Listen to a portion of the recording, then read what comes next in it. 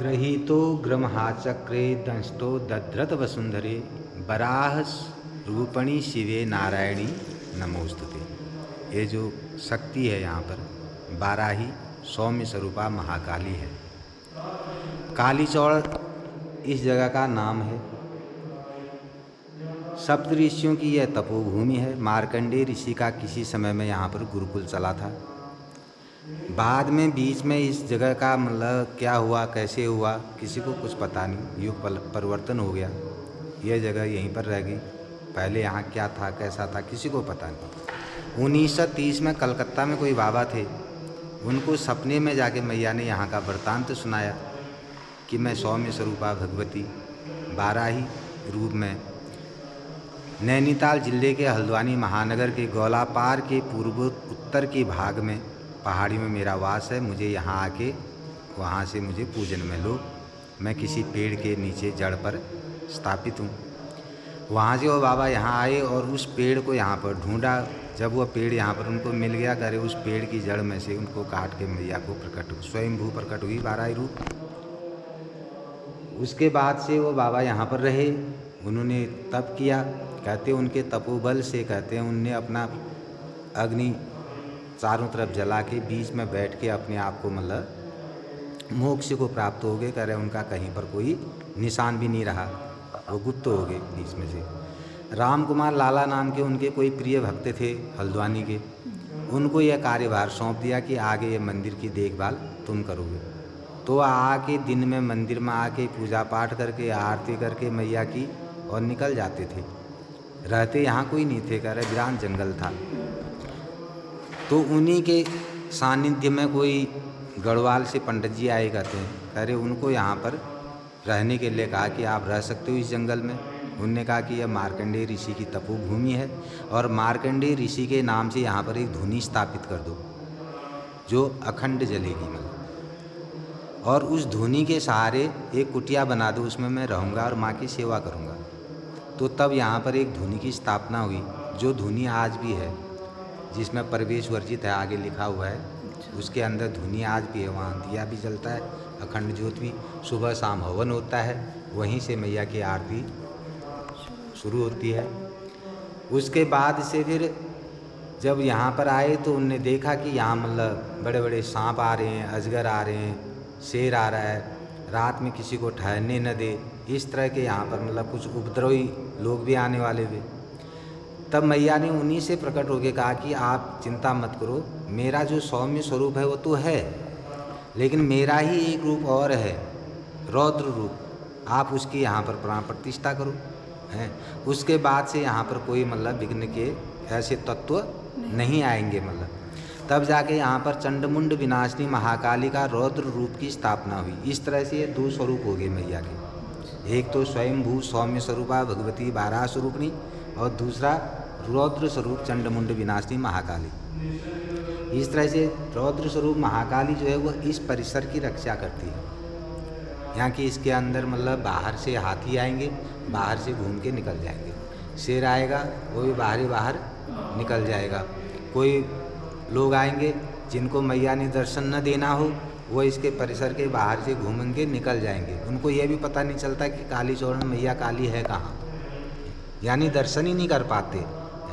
और अगर बता दो कि आप इस मंदिर के अंदर जाओ, वहाँ है मैया काली, वो कहते नहीं देख तो लिया, यहीं तो है, चल देते हैं। यानी दर्शन न देने हो तो कह रहा लाख कोशिश करने के बाद वो अंदर नहीं आ पाते। और यंग यंग चिंतयते कामं तंग तंग प्राप्नो निश्चिंतम। जैसे कामना हो, जैसे चिंतन करो मैया का, जो कुछ भी चाहिए उसको देती भी है माँ।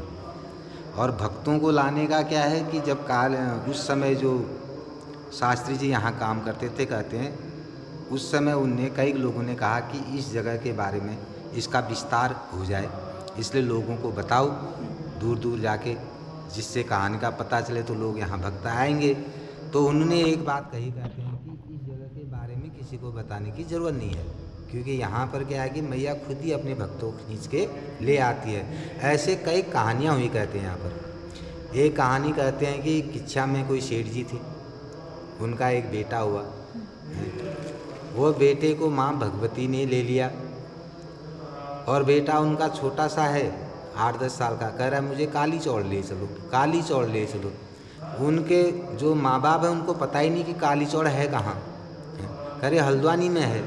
फिर वो हल्द्वानी आए, फिर लोगों से पता किया, फिर किसी ने बताया, कहते हैं कि फलानी जगह मंदिर एक है काली चौड़ नाम से। फिर वो यहाँ आ गए।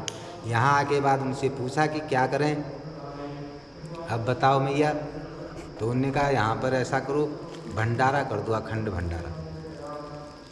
उन्होंने कहा अखंड भंडारा, हम तो गरीब हुए, मतलब पैसा नहीं, ये नहीं, कैसे होगा। कह रहे आप शुरू करो। तो उनने शुरू कर दिया भंडारा। वही भंडारा आज तक चल रहा है। और सामने जो आश्रम है वो उन्हीं का है, मतलब है। तब वह सेठ जी गरीबी में थे, लेकिन आज उनके पास मतलब अच्छे खासे कारोबार है, कई ट्रक चल रहे हैं, कई गाड़ियाँ चल रही हैं। मैया ने सब कुछ दिया। उसका दशांशी हिस्सा जो उनका है, मतलब वो यहाँ लगा देते हैं। और साधु संत जो भी बाहर से आते हैं वहाँ विश्राम करते हैं, वहाँ तप करते हैं, रहते हैं। इस तरह से मतलब आज तक वो सेवा में लगे हैं। और उसके बाद से जो शास्त्री जी थे उनने कहा ठीक है, इसके बाद भी इस परिसर की मैं रक्षा करना के लिए मतलब कुछ और करता हूँ। तो हनुमान जी की स्थापना उनने कर दी। नरसिंह भगवान उनके घर के कुल देवता हुए, उनकी स्थापना कर दी। और एक लोगों को मतलब अच्छा संदेश जाए हैं, तो श्रवण कुमार मातृ पितृ के कैसे भक्त थे, उनको उनकी स्थापना कर दी। संतोषी माता की स्थापना की, नरसिंह भगवान की स्थापना की, क्योंकि नरसिंह भगवान की भी महाकाली की ही शक्ति है। शिवानी, दुर्गा माता। और उस समय के जो पुराने और छोटे मोटे जो मूर्तियाँ थी वो मूर्तियाँ खंडित हो गई, लेकिन ये एक ही शिला में मूर्ति बनी हुई है और कहीं से भी इसमें कोई खंडित नहीं हुई, इसलिए इसको यहाँ पर पूजन में ले लिया। और उन मूर्तियों को सबको मतलब कहीं स्थापित कर दिया। बाद में फिर हमने एक पौराणिक मंदिर बना के उसमें स्थापित कर दिया। आपने पौराणिक मंदिर भी देखा होगा। उस समय की वो छोटी मूर्तियाँ जो हैं उसमें रख दी।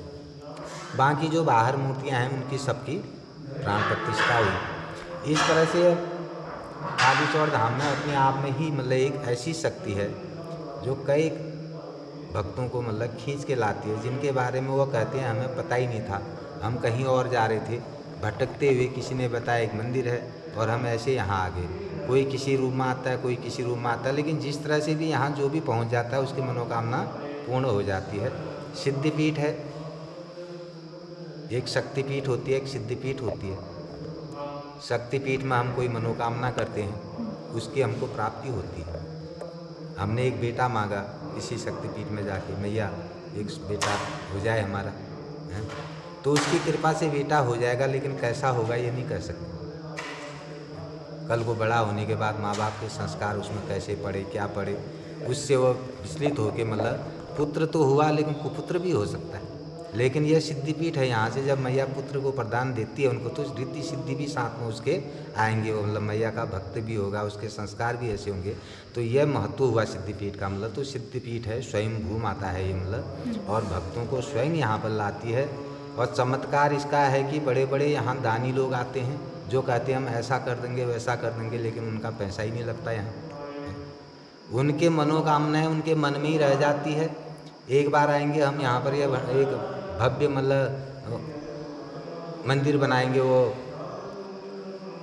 यात्रियों के ठहरने के लिए धर्मशाला बना देंगे, टाइल लगवा देंगे उसमें, हैं, ठीक है लगवा देना, वो चले जाते हैं। लेकिन उनकी मनोकामना उनके मन में रहती है, वो काम करके कोई दूसरा ही चला जाता है।